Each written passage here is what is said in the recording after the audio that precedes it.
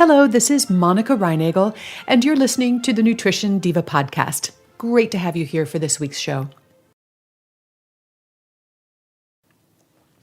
And now, I want to talk about rice. And I have to begin by making a confession. I know that brown rice is more nutritious than refined white rice, but I actually prefer the softer texture and the milder flavor of white rice, especially white basmati rice. Now, because I don't eat rice all that often, and when I do, I don't eat it in large quantities, I often go ahead and have white rice instead of the more virtuous whole grain brown stuff. Because in truth, the nutritional differences are not as big as you might think. But my recent discovery of black rice, which is sometimes called forbidden rice, has changed everything. Now, like brown rice, black rice is a whole grain with all of the fiber-rich bran and the nutritious germ intact. In fact, black rice has even more fiber and protein than brown rice. But where black rice really shines is in its antioxidant content. The deep pigmentation of black rice, which when you look at it is actually a very dark purple, comes from anthocyanins, the same compounds that give blueberries their color and their health benefits. Anthocyanins help protect your heart and your brain. They can lower your cholesterol. They may even guard against cancer and dementia. In fact, anthocyanins might be responsible for many of the health benefits that are attributed to diets that are high in fruits and vegetables. Black rice is by far the richest source of anthocyanins of any grain. Take that, brown rice. But how does it taste? Well, it's a little hard to describe. Like brown rice, black rice is chewier and denser than white rice. But it doesn't really taste like either white or brown rice. It's plumper, it's almost juicy. And the flavor is more robust and complex. If you can imagine it, it's almost like a cross between brown rice, black beans, and huckleberries. And black beans and berries are also good sources of anthocyanins, come to think of it, so maybe that's the connection. Okay, that might not sound all that appealing, but trust me on this. While choosing brown rice over white rice sometimes feels like a bit of a sacrifice to me, black rice feels like a big upgrade. The recipe that first made me fall in love with black rice, I found it online. It was this salad made with cooked black rice, roasted butternut squash, pomegranate seeds, toasted pecans, slivered scallions with a maple lemon dressing. Although this salad is spectacular, it did involve an awful lot of chopping and other prep work. I still make it sometimes, and if you need a show-stopping dish for company or to impress the heck out of everyone at your next potluck, you're going to want to bookmark this recipe. And I've put a link to it in the show notes for today's episode, which are at nutritiondiva.quickanddirtytips.com. But you don't have to work that hard every time you want to enjoy black rice.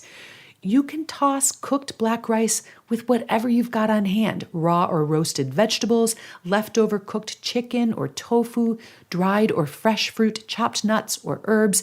You just drizzle it with a little oil and vinegar and serve it as a side dish or a main course or pack it for your lunch. Now, you can also cook black rice using a pilaf method. This is the way I usually make it. And if this technique is not yet in your repertoire, it needs to be, because it works with virtually any type of whole grain. Okay, so here is how to make whole grains using the pilaf method. You start by sautéing some vegetables such as onion, carrot, celery, fennel, garlic, or any combination of these with a little oil in a large skillet that has a tight-fitting lid.